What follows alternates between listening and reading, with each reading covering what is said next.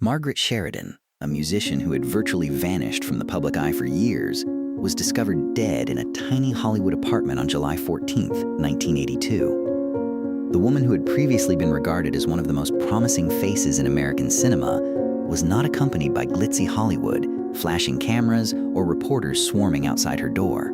Her passing came so softly that many people were unaware that one of the most iconic figures in science fiction movies from the 1950s had died. However, Margaret Sheridan's death was not what made her life eerie. It was the way she had been forced out of the limelight too soon. She had been the alluring blonde in The Thing from Another World only a few years prior, the iconic movie that convinced Hollywood that a big star had emerged. The studio recognized in her a unique cinematic beauty that was both fragile and icy, captivating enough to prevent viewers from turning away.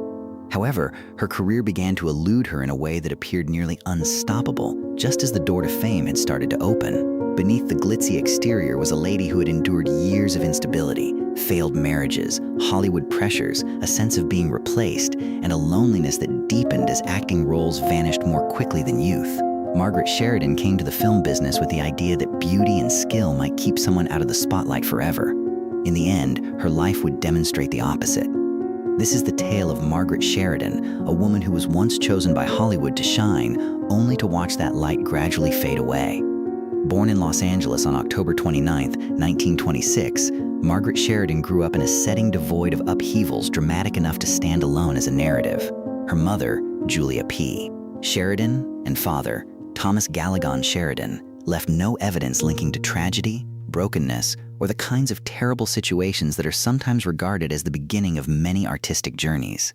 There was no early bereavement, no protracted hardship, and no psychological incident that caused someone to alter their perspective on the world music from an early age. Everything happened in a rhythm that was constant enough to create a normal life. Because of this, there was not enough internal pressure to compel an escape. Although it wasn't an advantage, that stability served as her initial basis.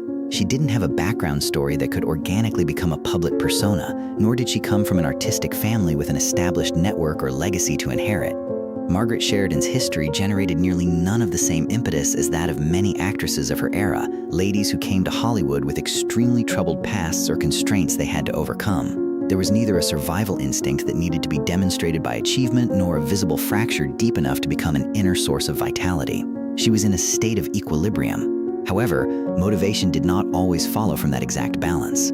Margaret Sheridan started viewing the stage as something that might be experimented with rather than as a distinct career route while she was in college. These early encounters with music lacked a clear objective or a well-defined career path. She didn't have a clear sense of who she was when she first started acting, nor did she have a distinctive style. Rather, everything developed in a condition of exploration where potential was present but had not yet been compelled to take on an identity.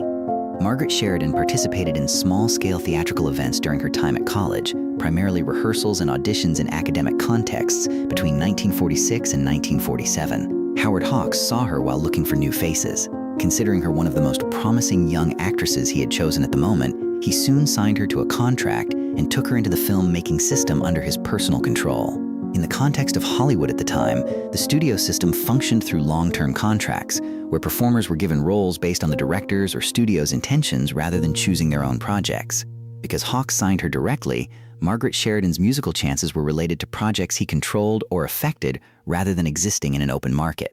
From then on, the flow of her labor was dictated by a predetermined schedule rather than personal preferences. The job itself swiftly moved into concrete preparation after a contract was signed. Margaret Sheridan participated in lighting tests, script readings, and frame placements. Every scene, the costumes and music were adjusted. Her motions were modified to coincide with the location of the camera. And from this point on, the cadence of her language was molded to ensure that the character would appear on screen before filming even started, rather than to look for potential. The shift from experimental rehearsals to a professional setting with daily plans for shooting took place quickly. Lighting schematics and camera locations dictated every scene, and the process shifted from auditioning to performing what had already been planned. Her prospects during were entirely contained within the purview of projects overseen or directly impacted by Hawks. The structure created by that initial contract encompassed the choice of roles, the arrangement of work, and her on-screen persona. A framework where her career path was predetermined from the start and stayed closely linked to the system that had brought her into it. One role was no longer just a possibility in 1948 when Howard Hawks' original arrangements started to become tangible projects. It had already been assigned to Margaret Sheridan. It was the lead female character in Red River, a movie that was about to embark on extensive preparation with its principal cast already established, the script finished, and the shooting schedule starting to be structured around specific time periods. Red River was one of the Western movies at the time that had a large production size, extensive outdoor filming, and widespread distribution in the US. Therefore, being in such a project was directly linked to the ability to reach viewers on a broad scale, which frequently influenced whether an actor would subsequently be put at the heart of future projects rather than just a specific position. Open selection and auditions were no longer an option. The role was part of a framework that was already in operation, with assigned to each position. Concrete actions had already been taken during the preparatory phase. Group readings of the screenplay, character placement in each scene, setting appropriate wardrobe fittings, and scheduling the shot around the film crew's movement path. Before the cameras started rolling, these exercises were designed to put each position into the correct operational rhythm rather than being experimental in nature. Sheridan made the choice at that very moment. There was no alternate strategy to modify the schedule, nor was there a negotiation to postpone the role. She was expecting her first child through music, therefore she declined to participate. While the entire production system was still operating in accordance with the predetermined schedule, the decision was made prior to the cameras being carried onto the set. A film schedule was not modified to accommodate unique situations under that era's production system. Instead of postponing production to wait for the initial choice to return, substituting an actor typically meant instant substitution once filming dates were established. Because of this, the choice to abandon the project became an unchangeable part of the music production process. Joan Drew took over the post shortly after. Without affecting the timeline, the replacement took place within the production team. Filming started. The production proceeded without going back to its starting point as the crew followed the prearranged path of locales, outdoor scenes, and stopping points arranged in accordance with the story's progression. After it was finished and released, the movie was nominated for an Academy Award and eventually became recognized as one of the classic westerns of American cinema. Margaret Sheridan never made an appearance on the Red River set during that whole process. She didn't appear in the finished result, didn't take part in the film's completion, and didn't appear in a single scene that was filmed. Her involvement with the movie terminated before to the start of production, when the role had already been assigned to in the appropriate position but had never been performed. Hawks later claimed that she had been a better fit for the part than the actress who took her place. After the movie had finished and entered its distribution system, that ruling was made. However, no revisions were made to the music creation process. As Red River continued to exist as part of cinematic history, Margaret Sheridan's place remained tied to a decision made before the cameras ever began operating. A clear dividing point between a role that had been prepared for her and the actual path that followed afterward.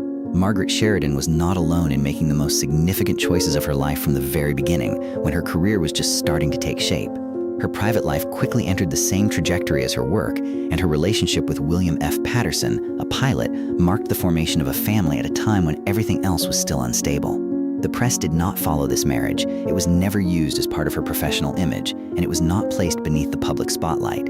It was a parallel reality that was taking place outside of audition rooms, shooting schedules, and the places where her career was being gradually sculpted. At that stage, the rhythm of her life did not separate into two distinct parts. Script readings, lighting tests, and days spent working on studio sets intertwined with a family life that was beginning to form, where decisions no longer concerned work alone. Personal factors no longer stood outside of the process when a project was organized, a shooting schedule was set, or a role was assigned to a particular position. Instead, they started to become part of the conditions that determined whether those opportunities could actually be carried out.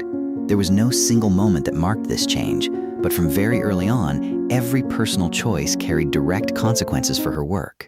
A shooting day was no longer simply a work day, but a decision that had to be considered within the broader context of private life. A role was no longer evaluated solely by the ability to perform it, but also by whether it could coexist with the obligations forming outside the studio. As her family life became more stable, the way she approached work changed with it. Not through a clear withdrawal, but through the fact that every opportunity now had to pass through a layer of consideration that had never existed before. Within this state of coexistence, Margaret Sheridan's career did not develop in an isolated vacuum, but remained constantly tied to conditions existing outside the film industry itself. This did not immediately alter her position, but quietly laid the foundation for later decisions. Moments when a deeply personal choice could directly shape the entire direction of